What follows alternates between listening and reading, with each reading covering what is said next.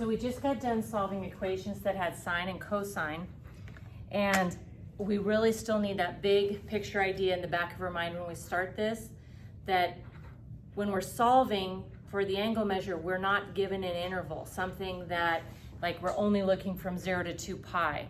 So there's an infinite number of answers to these equations, because if something happens at 30 degrees, it happens at a full revolution past that because I'm back in the same spot, or 2 revolutions past it, or back it up a revolution, I'm in the same location.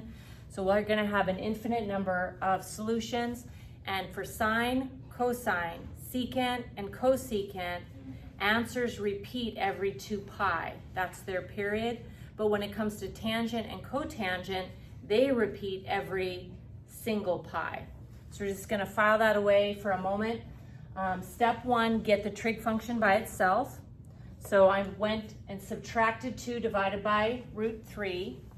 I only work on equations that the trig function is sine, cosine, or tangent. And to force that to happen, I just need to know the reciprocal identities. Sine and cosecant are reciprocals, cosine and secant, tangent and cotangent. So I can turn cosecant into sine by flipping that over. Now it seems pretty easy to go to my unit circle to find the angle measures, cosine comma sine, where the y coordinates are negative root 3 over 2. So looking at my unit circle, I end up with these 2 points here that have y coordinates of negative root 3 over 2. The angle measures that this takes place is at both 4 pi over 3 and 5 pi over 3. Now, if I was only solving on the interval 0 to 2 pi, those would be my answers and we'd be done. But because we want all solutions, we're gonna start off with those, but then we want to add, if I get to here, if I go an extra revolution, the y coordinate is still negative root 3 over 2. Or if I go 2 extra revolutions, or I undo a revolution, I get the same answer. So the notation to get those extra repeating answers is to add 2 pi k, or 2k pi, such that k is an element of the integers. This is just the symbol for integers, which is 0, 1, 2, 3, 4, negative 1, negative 2, negative 3. So if I let k be 0, 2 times 0 times pi is 0, so I have this one.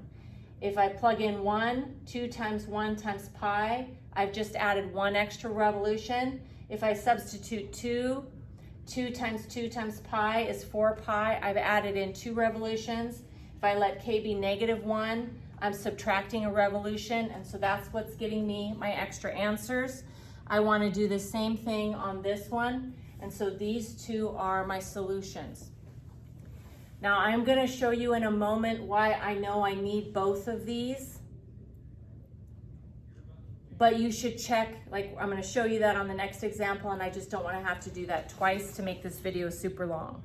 Okay, so this one here, step 1, get the trig function by itself.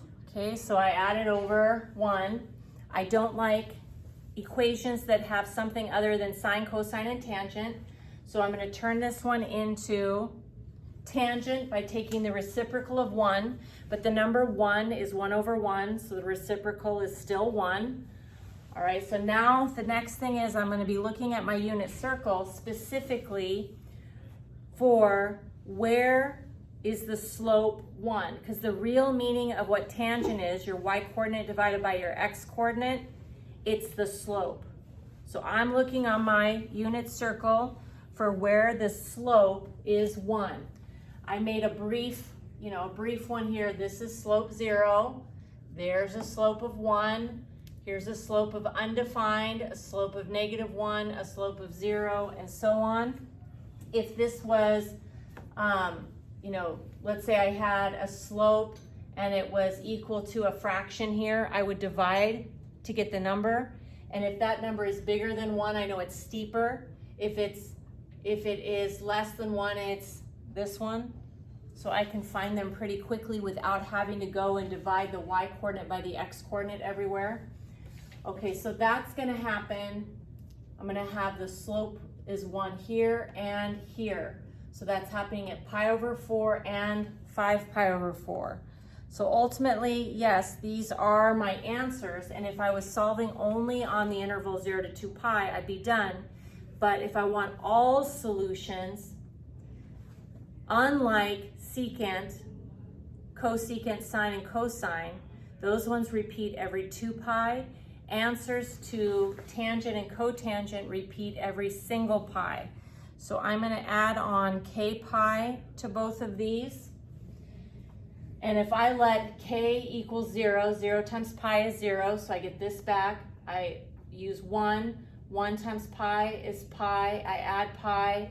Now the thing is, what's going to end up happening is that if I start substituting in 0, getting an answer 1, 2, 3, 4, the answers I get are also going to be, eventually I'm going to get 5 pi over 4, right? If I let k be 5, if I let k be 2 pi, then 2 pi is 4 pi over 4 plus pi over 4 is 5 pi over 4. I'm going to generate duplicates.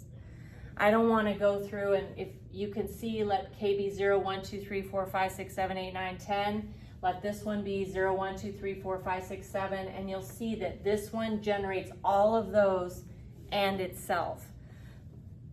So I don't want to be redundant. My final answer,